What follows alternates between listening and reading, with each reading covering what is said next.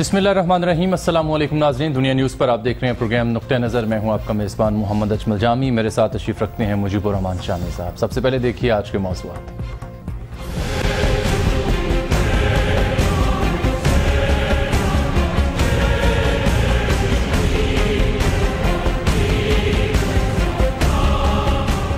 Don leaks का मामला हल हो गया, लेकिन अपोजिशन लीडर ने सवाल उठा दिया। कहा कौन को बताया जाए क्या मसला था, कौन रुकावट था और कैसे हल हुआ। तहरीक इंसाफ ने भी कौमी असेंबली में तहरीक इल्तवा जमा कराते हुए डॉन लीक्स इंक्वायरी रिपोर्ट मंजर आम पर लाने का मुतालिबा कर दिया। पाक फौज के वाज़े पैगाम के बाद क्या मोहल्लाती साजिशों के दरवाजे बंद हो गए, मसला हल हो गया या महज वक्ती मुफाहमत है।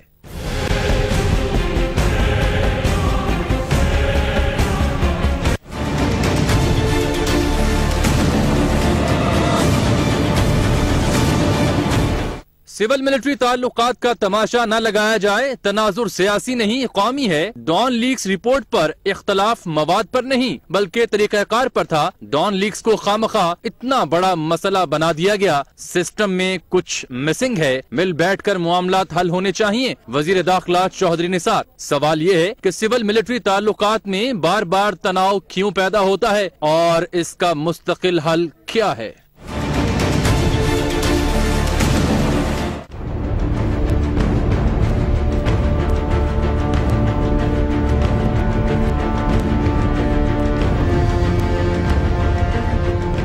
आलमी अदालत इंसाफ में कुलभूषण जाधव बारे भारत की दरख्वास्त पर समाअत 15 मई को होगी। आलमी अदालत के दायरे इख्तियार का जायजा लिया जा रहा है। दफ्तर खारिजा जल्द बयान जारी करेगा। मुशीर खारिजा सरताज अजीज, आलमी अदालत का कुलभूषण केस मंजूर करना हैरान कुन है। सेक्रेटरी खारिजा तहमीना जंजुआ, क्या आलमी अदालत इंसाफ पाकिस्तान के दाखिली कवानीन पर असरअंदाज हो सकती है।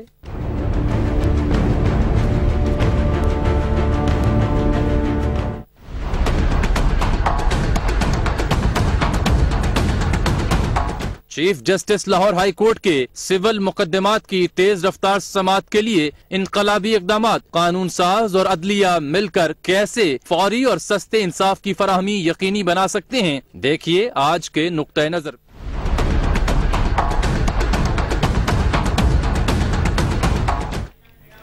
तो शामी साहब, कल तो यूं लगा कि डॉन लीक्स का मामला हल हो गया, यानी अस्करी हुकाम की भी प्रेस कॉन्फ्रेंस आ गई, तफसील से मामले की वजाहत कर दी गई और वज़ीर-ए-आज़म हाउस की जानिब से भी, वज़ारत दाखिला की जानिब से भी बयानात आ गए। तो यूँ लगा जैसे मामला हल हो गया, मैटर इज़ ओवर। लेकिन आज खुर्शीद शाह साहब ने बड़े अहम सवाल उठाए और फिर तहरीक इंसाफ ने तहरीक इल्तवा जमा करवाई कौमी असेंबली में। तो खुर्शीद शाह साहब ने क्या सवाल उठाया, पहले वो ना देख लें सर। देखिए जी अपोजिशन लीडर क्या कहते हैं इस मामले पर। डॉन लीग का जो भी मसला है वो हो गया। अब कम से कम ये कौम को बताया जाए आखिर वो क्या मसला था जिसकी वजह से ये डेडलॉक आया था और फिर किस तरीके से ये हल हुआ, रीज़न क्या। क्योंकि ये नेशनल सिक्योरिटी का मसला है, किसी एक शख्स का, किसी एक अदारे का या किसी एक हाउस का काम नहीं है। ये मुल्क की सिक्योरिटी के अदारों का, मुल्क की सिक्योरिटी का मसला है। ये सिर्फ कौम को बताया जाए कौन सी रुकावटें थी और कैसे हल हो गई। क्यों शाम साहब, मसला था क्या और रुकावट कौन थी। खान साहब नहीं, शाह साहब का मौक़िफ़ असूली तौर पर तो दुरुस्त है, ठीक है। वो कायदे इस पर इख्तलाफ हैं। पीपल्स पार्टी से उनका ताल्लुक है। जी हाँ। नवाज शरीफ साहब से पहले पीपल्स पार्टी की हुकूमत थी।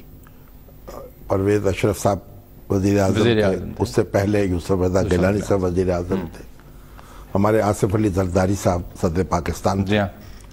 तो शाह साहब ये बताइए कि जो एबटाबाद पर जो हमला हुआ था, कमीशन बना, जो एक उसामा बिन लादेन को हलाक करने का दावा किया गया था और जो अमेरिकन सील्स जो हैं वहाँ हमला आवर हुए थे रात की तारीकी में, और फिर वो अपना ऑपरेशन मुकम्मल करके चले गए थे और पाकिस्तान में किसी को कानो कान खबर नहीं हुई थी। मलबे को आग लगा गए थे, मलबे को भी आग लग गई थी। और जरदारी साहब का एक खत, एक मजमून भी न्यूयॉर्क टाइम्स में छप गया था। ये वाशिंगटन पोस्ट में या न्यूयॉर्क टाइम्स में, और जिसमें उन्होंने थोड़ी अपनी पीठ थपकी थी کہ چلیے ہمارا بھی کچھ حصہ تھا اس تلاشی میں مدد دینے میں، تو اس پر ایک کمیشن قائم کیا گیا تھا، جسٹس جاوید اقبال صاحب اس کے سربراہ تھے، بڑے معتبر لوگ اس کے رکن تھے۔ تو پہلے ایسا کریں کہ خورشید شاہ صاحب جو ہے نا، وہ یہ پوچھ کے ذرا پہلے بتائیے کہ وہ 2 مئی کو کیا ہوا تھا، آپریشن کیا تھا، کیسے ہو گیا، امریکی کیسے آئے تھے، اور اس کا نتیجہ کیا نکلا تھا، اور ذمہ داران کا تعین کیا ہوا تھا۔ یہ اگر وہ پوچھ کر بتا دیں، یا انہوں نے اس وقت بتا دیا ہوتا، یا رپورٹ پیش کر دی ہوتی، یا دودھ کا دودھ اور پانی کا پانی الگ کر دیا ہوتا، تو آج ان کے سوالات کی اہمیت بڑھ جاتی۔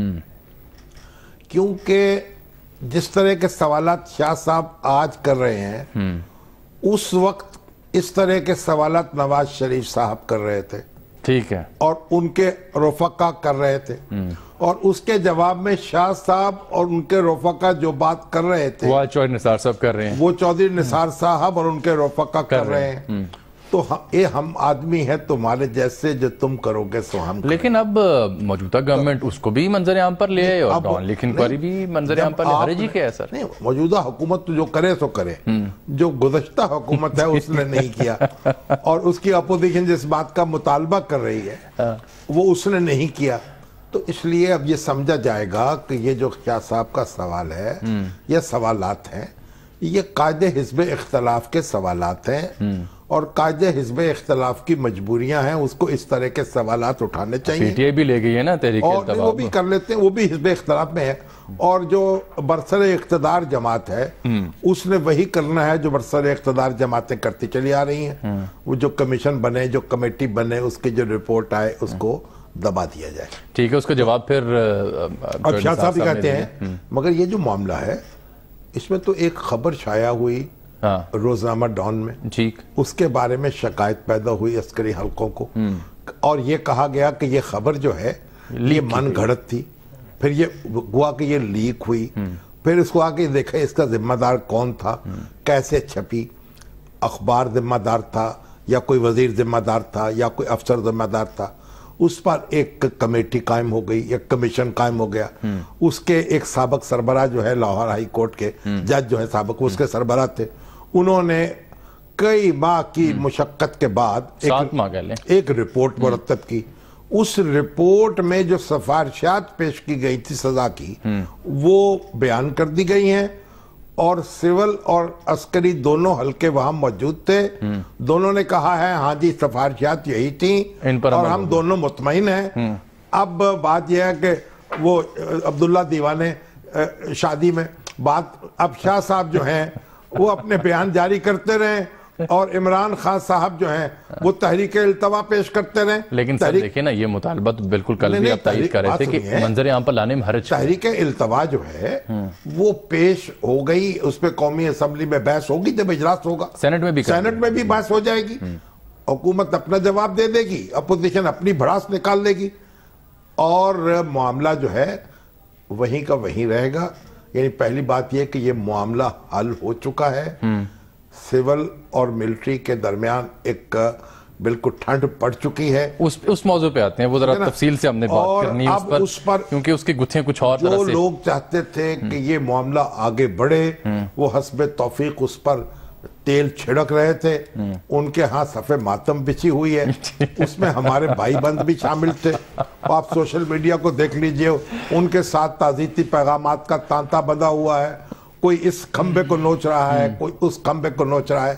بنیادی بات یہ ہے کہ وہ نہیں ہوا جس کی خواہش تھی۔ اچھا جی، چودھری نثار صاحب نے بھی اس کی جانب اشارہ کیا ہے، چودھری نثار صاحب نے اسی بات کی جانب اشارہ کیا کہ ان سیول ملٹری تعلقات کا تماشا نہ لگایا جائے۔ دیکھیے میری بات یہ ہے کہ یہ ایک بڑا نازک موضوع ہے، ہمیں ملک میں کوئی نظام ہم نے چلانا ہے یا صرف تماشا دیکھنا اور دکھانا ہے؟ میں یہ چاہ رہا ہوں کہ اس میں ہم تفصیل سے بات کر لیں، پہلے چودھری صاحب کو سن لیں۔ چودھری صاحب سن لیں۔ ٹھیک، دیکھیے چودھری نثار صاحب پریس کانفرنس سے بڑی دلچسپ بات ہے، پریس کانفرنس میں انہوں نے ذرا شناختی کارڈز کے معاملات، فیکٹ اینڈ فگر 3.5 لاکھ شناختی کارڈز انہوں نے بتایا مسترد کیے، پاسپورٹس کی بات کی، گلگت بلتستان کا بات کی، کچھ ایویشن کے معاملات اور کچھ الطاف حسین صاحب کے بارے میں بات کی. لیکن جب انہوں نے آفیشیل پریس کانفرنس ختم کی تو انہوں نے کہا مجھے پتا ہے کہ آپ سب لوگ کس بارے میں سوال کرنا چاہ رہے ہیں. 9 کروڑ سمیں، انہوں نے کہا 9 کروڑ سمیں جو ہیں وہ بلاک کی گئی ہیں. اور جب یہ کام شروع کیا گیا تھا تو موبائل کمپنیز نے کہا تھا کہ ہمارا کاروبار تباہ ہو جائے گا اور ہم چلے جائیں گے یہاں سے. لیکن جب جناب وہ ساری سمیں پھر بلاک ہوئیں اور وہ آپریشن نہیں رکا، اب وہ کمپنیاں بھی یہیں کی وہیں ہیں، کام کر رہی ہیں اور وہ سمیں جو ہیں. لیکن اس پہ آج انہوں نے یہ کہا کہ وہ جو موبائل ٹاورز ہیں نا، وہ کہہ رہے ہیں صحت پر ان کے جو اثرات ہیں، وہ میں پروگرام کے آخر میں بتاؤں گا کہ جو ان کا دعویٰ تھا آج، وہ جو امریکن سوسائٹی فار کینسر ہے جو کینسر کے معاملات کو دیکھتی ہے، وہاں پر یہ کیوری گئی تھی، لوگوں نے ڈالی ہے، وہ جو صاحب کی بات سے اختلاف کرتے ہیں. لیکن اس میں ہم بات کریں کہ موضوع وہ نہیں ہے، وہ موضوع اور ہے. انہوں نے کہا کہ اس کے اوپر سب لوگوں کو اکٹھا کریں گے، اس پہ ڈسکشن کریں گے. کوئی اقدام نہیں کیا، ابھی تو ڈسکشن کا اعلان کیا. پہلے تو انہوں نے اعتراف کیا نا، پہلے تو اعلان کریں کہ یہ نقصان دہ ہیں. نہیں، یہی غور کرنے کے لیے کہ نقصان دہ ہے. اس پہ میڈیا کے لوگ بھی ہوں گے، ماہرین بھی ہوں گے، کمپنیوں کے نمائندے بھی ہوں گے، اور دوسرے جو اور ان کا شوکت خانم کے لوگوں کو بلائیں گے، ہسپتال کے آغا خان سے بلائیں گے، king Edward medical college university سے لوگوں کو بلائیں گے، سب مل کے بیٹھیں گے تب فیصلہ ہوگا. پہلے تو ذرا یہ سول ملٹری تعلقات اور ڈان لیگز بات کرتے ہیں. ابھی پہلے دیکھیے سر کہ سول ملٹری تعلقات اور ڈان لیگز کے اوپر انہوں نے کیا اظہار خیال کیا. بڑا مسئلہ نہیں تھا جتنا بنا دیا گیا. سول ملٹری ریلیشنز کا تماشا نہیں لگانا چاہیے، ایک سینسٹیو سبجیکٹ ہے. صرف پاکستان میں نہیں، دنیا میں سول ملٹری ریلیشنز پہ سیاست کہیں نہیں ہوتی، صرف پاکستان میں ہوتی. عوام کو اور ملک دونوں کو مسائل اور مشکلات ہیں، اس پہ سیاست کریں. سول اور ملٹری کے جو تعلقات ہیں اس کا تناظر سیاسی نہیں ہے، اس کا تناظر قومی ہے. نہ ہی ہیجان انگیزی کی ضرورت ہے، نہ ہی بلا جواز اظہار خیال کی ضرورت ہے، اور نہ ہی ڈرامہ بازی کی ضرورت ہے. ہمارے دشمن یہ چاہتے ہیں کہ پاکستان میں سول ملٹری کنفرنٹیشن ہو. جتنی سول ملٹری ہمانگی، ہارمنی اور کوارڈینیشن کی آج ضرورت ہے شاید پہلے کبھی نہیں تھی. اور وہ ہے، جنہوں نے اس پہ کرکٹ کھیلنی ہے یا ہاکی کھیلنی ہے یا سیاست کھیلنی ہے، وہ مہربانی سے کوئی اور پچ تلاش کریں. یہ پچ نامناسب بھی ہے، ارریلیونٹ بھی ہے، اور میرا خیال ہے کہ بہت بڑی زیادتی ہے، کیونکہ ہم پاکستان کے مفاد سے کھیل رہے ہیں، پاکستان کی سیکیورٹی سے کھیل رہے ہیں، انتہائی حساس معاملات سے. اب مسئلہ یہ ہے کہ باقی پچیں جو ہیں وہ بظاہر ڈیڈ ہیں، تو پچ تو پھر یہی ملتی ہے. پچ ملتی ہے. پھر جب چودھری نثار علی خان صاحب کی جماعت اپوزیشن میں تھی، اسی طرح کی پچ پہ وہ کھیلا کرتی تھی. قومی اسمبلی میں ان کے اپنے خطاب، خواجہ آصف صاحب کے میمو کمیشن جیسے بنا ہے، خود نواز شریف صاب کالا کوٹ پہن کے وہاں گئے اور حسب توفیق چکے چھوکے چودھری نثار علی صاحب نے بھی لگائے، خواجہ آصف صاحب. ان کی جو مشہور زمانہ تقریر ہے قومی اسمبلی پہ. اصل دیکھیے بات یہ ہے کہ کوئی ایسا وقت آنا چاہیے کہ اپوزیشن میں ہوں آپ یا حکومت میں ہوں، آپ کے سکے ایک طرح کے ہوں. یہ جو ہے اپوزیشن میں ہے تو حکومت کو ہر طرح سے جج کرنا ہے، اور حکومت میں ہے تو اپوزیشن کو کوئی بات نہیں سننی. یہ رویہ تبدیل ہونا چاہیے. اچھی، ہم جو جمہوریت کی بات کرتے ہیں، کوئی اچھی جمہوریت جو ہے اس کا اس طرح کا معاملہ نہیں ہوتا. وہاں بات کے طور پر لی جاتی ہے، بدلے کے طور پر، جج کرنے کے طور پر نہیں لی جاتی. اپوزیشن اور حکومت کی لڑائی کے حدود ہوتے ہیں، حدود ہونے چاہیے. اور ایک بات سن لیں، دوسری بات یہ ہے، دیکھیں اب یہ سول ملٹری معاملہ.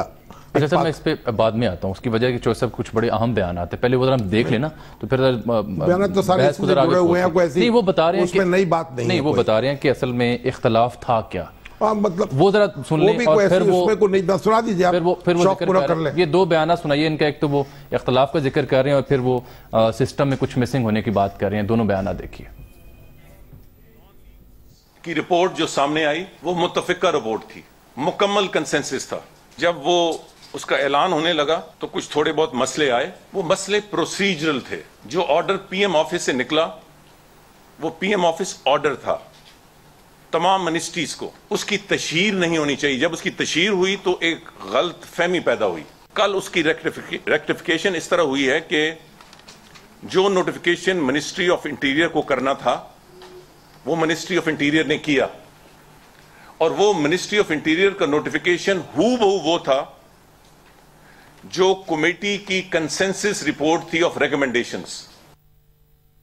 ایک ماحول ایسے پیدا کیا گیا کہ فوج اور حکومت کوئی آمنے سامنے ایسی کوئی صورتحال نہیں تھی. میں مشکور ہوں کہ آپ نے میرا نام لیا, اور لوگ بھی انوالو تھے. ملٹری لیڈرشپ سے ہماری انٹریکشن تھی, کوئی تلخی نہیں تھی, ایک دوسرے کوئی ناراضگی نہیں تھی. اور ایک میچور ڈیموکریٹک کنٹریز میں یہی ہونا چاہیے. بات چیت کا سلسلہ جاری رہا. میرا خیال ہے کہ there is something missing in the system. اگر کوئی غلطی ہو جائے, غلط فہمی ہو جائے, بلیٹنٹ قسم کا نقصان. اب ہے سر وہ بحث, وہ مسنگ کیا ہے؟ وہ مسنگ تو وہی تھا یہ ابھی تک جو پرویز رشید صاحب کی جب سرزنش پر اتفاق ہو گیا متفقہ طور پر, اور کچھ طارق فاطمی صاحب کی سرزنش. نہیں وہ کہہ رہے ہیں اوورال سسٹم میں کچھ مسنگ ہے جس کی وجہ سے یہ تلخی اور تناؤ پیدا ہوتا ہے. سسٹم میں مسنگ اس لیے ہے نا کہ اگر ایک انٹرنل آرڈر آیا ہے تو اس پہ فوری طور پر ایک ٹویٹ آ گئی. دیکھیے یہ جو جلدی سے جب آپ کو غلط فہمی ہوتی ہے, کہیں مولانا مودودی نے اس طرح کی بات لکھی ہے کہ اگر آپ کو کسی سے محبت ہو تو اس کو لقوہ بھی ہو جائے تو آپ سامنے کہتے ہیں کیا ادا ہے آپ. اچھا. اور اگر آپ کو کسی سے آپ کو محبت نفرت ہو تو اس کا چہرہ جو ہے اچھا بھلا جو آپ کو ٹیڑھا ٹیڑھا نظر آتا ہے. ٹھیک. تو یہ اصل بات یہ ہے کہ اس وقت جب یہ ڈان لیکس کا معاملہ اٹھا ہے, اگر نارمل حالات ہوتے, وہ ایکسٹینشن کا مسئلہ اس طرح زیر بحث نہ ہوتا اور راحیل شریف صاحب کے اور حکومت کے درمیان اتنے فاصلے نہ ہوتے, تو ایک تردید سے یا وضاحت سے یہ معاملہ ٹل جاتا, بلا ٹل جاتی. لیکن کیونکہ وہ دل جو تھے دور تھے, اس لیے اس کا پھر یہ جو بات تھی اس کا بتنگڑ بن گیا. حالانکہ ہمارے جرنلزم میں دیکھیں پروفیشن میں اس طرح کی بہت سی خبریں چھپتی ہیں, تردید بعد میں تردید آتی رہتی ہے, اتنا سیریسلی اس کو لینا نہیں چاہیے. لیکن بہرحال جب دلوں میں فاصلے ہوتے ہیں تو پھر یہ صورت پیدا ہوتی ہے. اب ایک بات تو یہ ہمیں دیکھنی ہوگی کہ ہمیں کوئی عدالتی انتظام کرنا ہوگا, یعنی مستقل حل. نیشنل سیکورٹی کمیٹی اس وقت بنائی ہوئی ہے. پہلے کبھی نیشنل سیکورٹی کونسل بنتی رہی, کبھی defence committee of the cabinet بنتی رہی. اب نیشنل سیکورٹی کمیٹی ہے, وزیر اعظم اس کے سربراہ ہیں, لیفٹیننٹ جنرل ناصر جنجوعہ اس کے ایڈوائزر ہیں, اس کے ایگزیکٹو آفیسر ہے. اس طریقے سے مسلح افواج کے سربراہ اس کے رکن ہیں, اہم وزارتوں کے سربراہ ان کے رکن ہیں.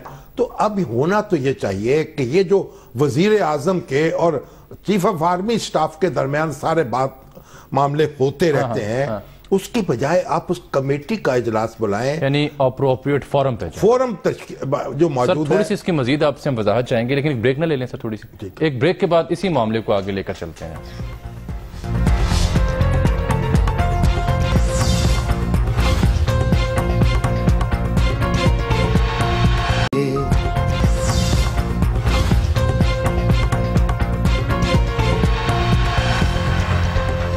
ویلکم بیک ناظرین. ڈان لیکس کا مسئلہ حل ہوا, اس کے بعد کی صورتحال جو سیاسی منظرنامے پر ہے اس کو ہم زیر بحث لے کے آ رہے ہیں آج کے اس پروگرام میں. اور بات ہو رہی تھی کہ سول ملٹری تعلقات میں جو تناؤ آتا ہے اس کا مستقل حل کیا ہے. سر اس پر آپ بات کرتے ہیں, ساتھ چھوٹا سوال اس سے جڑا یہ بھی ہے کہ یہ جو ابھی حل ہوا معاملہ, یہ حل ہو گیا یا پکچر ابھی باقی ہے؟ دیکھیے حل ہو گیا, یہ مسئلہ تو ختم. اچھا. اب کوئی اور مسئلہ پیدا ہو جائے تو اور بات. دیکھیے بات کیا ہے, پہلی بات تو یہ ہے کہ ہمارے جو دانشور ہیں, ابھی بکرم صاحب کا میسج آیا کہ سوشل میڈیا پر پاک فوج کے بارے میں فوجی قیادت کے خلاف ایک کمپین شروع ہو گئی.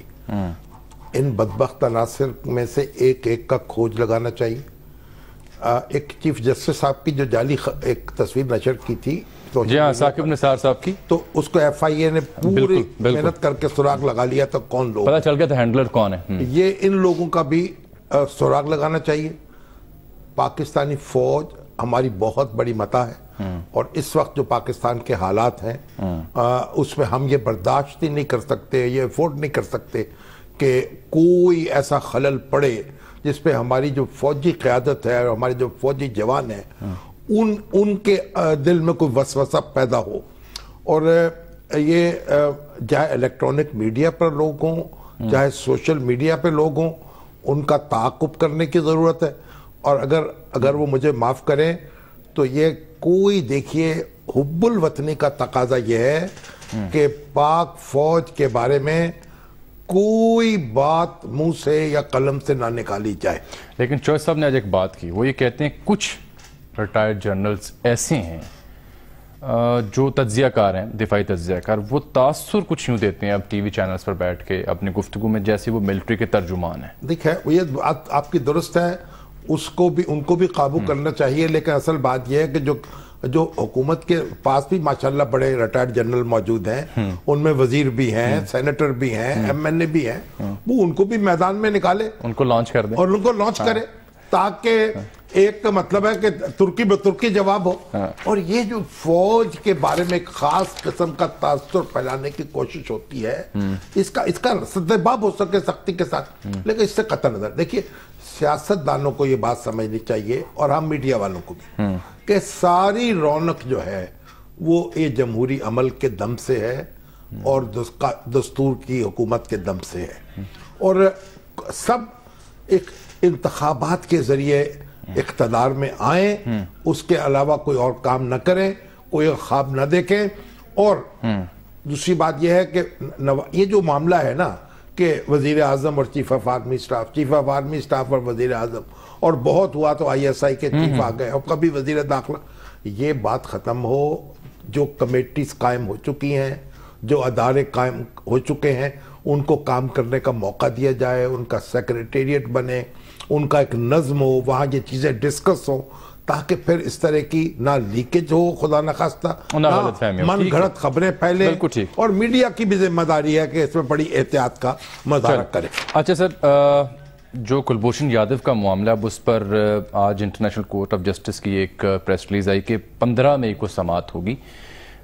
سرتاج جی صاحب یہ کہتے ہیں کہ جائزہ ہم لے رہے ہیں, جلد آفیشیل بیان دیں گے, لیکن جو سیکرٹری خارجہ تہمینہ جنجوعہ ہیں, انہوں نے یہ کہا ہے کہ یہ بہت حیران کن ہے کہ اس طرح سے انہوں نے انٹرٹین کیا اس کیس کو عالمی عدالت انصاف نے. تو اب پاکستان پر پاس کیا آپشنز ہیں, اور پھر کیا انٹرنیشنل کورٹ آف جسٹس کے جو قوانین ہیں وہ پاکستان کے داخلی قوانین پر اثر انداز ہو سکتے ہیں, یہ اس پر ہم بات کرنا چاہ رہے ہیں. پہلی بات یہ ہے کہ انٹرنیشنل کورٹ آف جسٹس ہے, وہ عام طور پر ایسے ہی ہوتا ہے, دو ریاستوں کے درمیان, دو مملکتوں کے درمیان کوئی تنازع پیدا ہو جائے تو وہ اس عدالت میں پہنچ جائے کہ اس مسئلے کو حل کر دیجئے, اور وہ کوئی یعنی اس کی جو جورسڈکشن پیدا ہوتی ہے دو ریاستوں کی رضامندی سے, اور اس میں کوئی غیر سرکاری تنظیمیں, ادارے, جماعتیں نہیں جا سکتی, ریاستیں جا سکتی.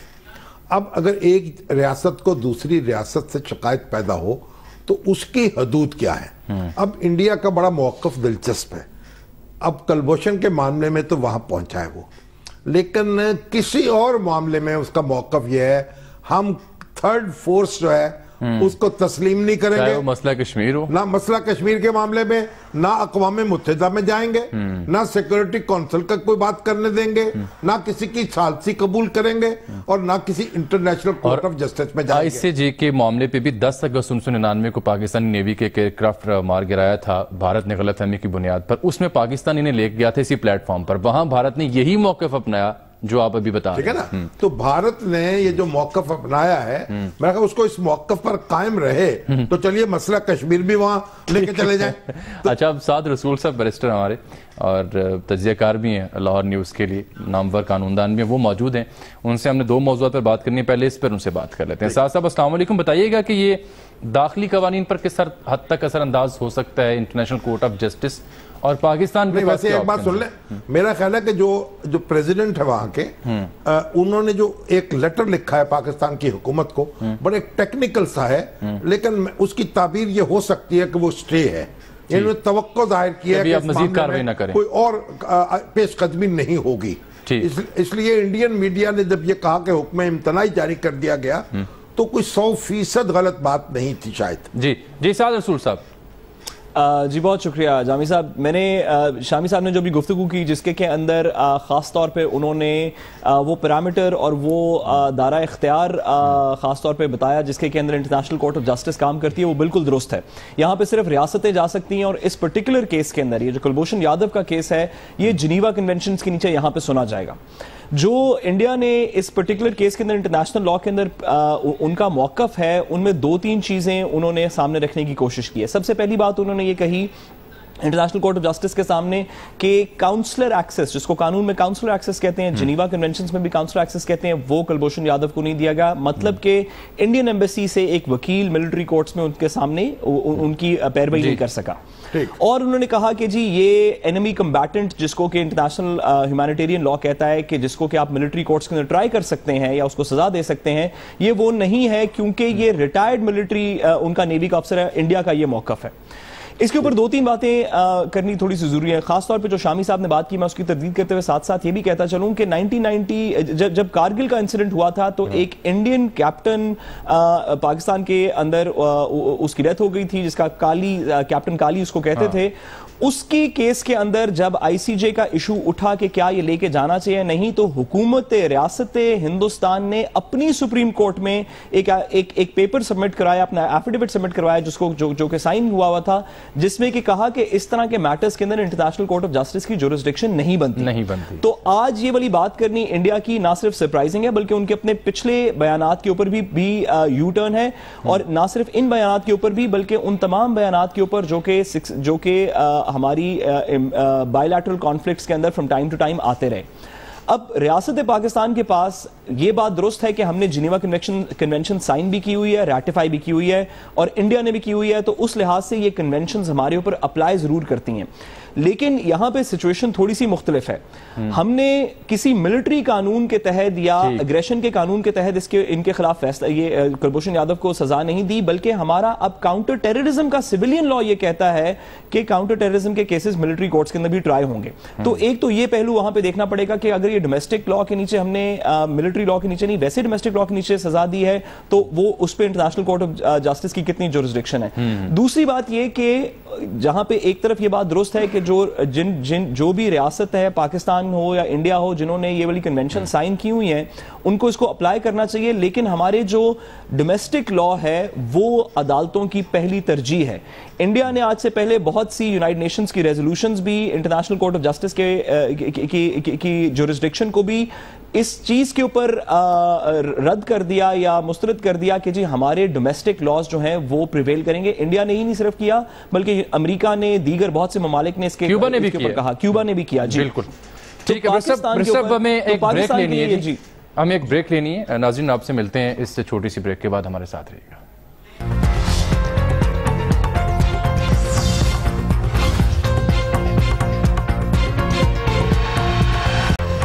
वेलकम बैक नाज़रीन। शाम साहब, सिविल मुकदमात की तेज़ रफ्तार समात, सस्ता और फौरी इंसाफ, इस सब के लिए लाहौर हाई कोर्ट के चीफ जस्टिस ने बड़े इनकलाबी और बुनियादी इकदाम उठाए हैं ताकि साइलिन को जल्द इंसाफ मिल सके। बैरिस्टर साद रसूल साहब अब तशरीफ रखते हैं, उनसे पूछ लेते हैं, जल्दी वक्त कम है कि है क्या। वैसे फरमाइएगा, क्या बुनियादी इकदाम किए हैं या किए जा रहे हैं लाहौर हाई कोर्ट की जानिब से सिलसिले में?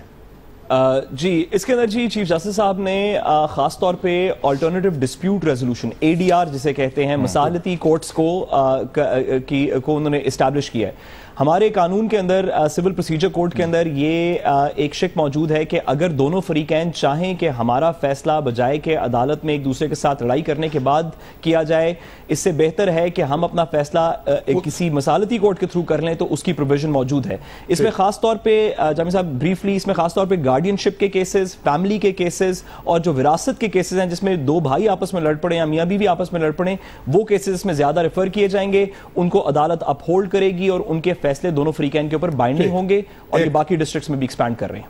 सिविल मुकदमात की तेजी से समाअत के लिए भी कुछ फैसले हुए हैं।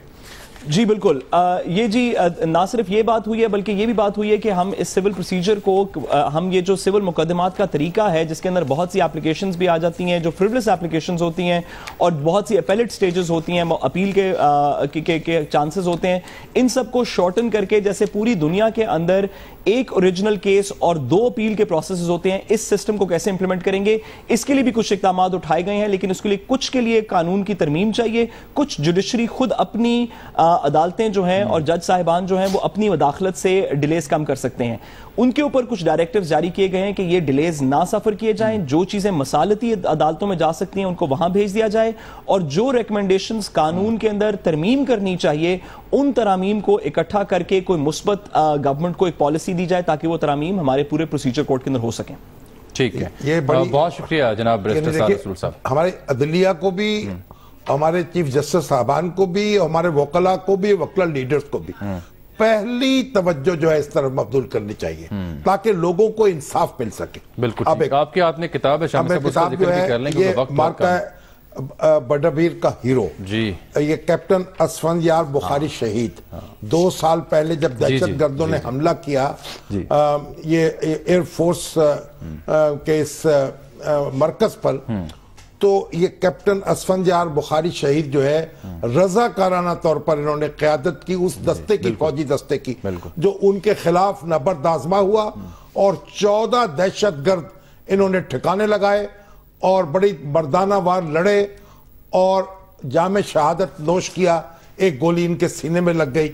اور یہ ان پر یہ کتاب ہے, ان کے استاد جو ہیں پروفیسر محمد ظہیر قندیل جو کیڈٹ کالج حسن عبدال کے شعبہ اردو کے سربراہ ہیں, انہوں نے اس پر کتاب لکھی ہے. اس کی تقریب رونمائی بھی کیڈٹ کالج میں ہوئی. حسن عبدال میں, ہاں, ان کے والد جو ہیں ڈاکٹر سید فیاض حسین بخاری, وہ بھی ایک اپنی جگہ صبر و استقلال کی ایک مثال ہے. مجھے یاد ہے جب ان کا بیان سامنے آیا تھا اپنے بیٹے کی شہادت. اور یہ جو کتاب ہے یہ 2 ایڈیشن چند ہفتوں میں اس کے ختم ہو چکے ہیں. یہ ان کی شخصیت جو ہے ایک ماڈل, یعنی ایک رول ماڈل ہے وہ جوانوں کے لیے, ہمارے ہیرو ہیں, نوجوان ہمارے ہیرو ہیں, اور پوری زندگی جس عزم سے ہمت سے گزاری, ایک منفرد شخصیت. اٹک سے ان کا تعلق ہے, اور اب وہاں ایک جہاں یہ محو آرام ہے وہاں ایک بڑا باغ گلستہ بن چکا ہے. یہ ہمارے نوجوانوں کو, ہمارے طالب علموں کو اس کتاب کا مطالعہ ضرور کرنا چاہیے. بالکل ٹھیک ہے جی, ہم ان کو سلام پیش کرتے ہیں. بالکل, ہم سب کی جانب سے, پوری قوم کی جانب سے, اس کتاب کے مصنف کو بھی, ان کے والدین اور ان کے والدین کو بھی. بالکل. ناظرین, پروگرام وقت آج ختم ہوتا ہے, اجازت دیجیے, ملاقات ہوگی اگلے ہفتے, تب تک کے لیے اللہ حافظ.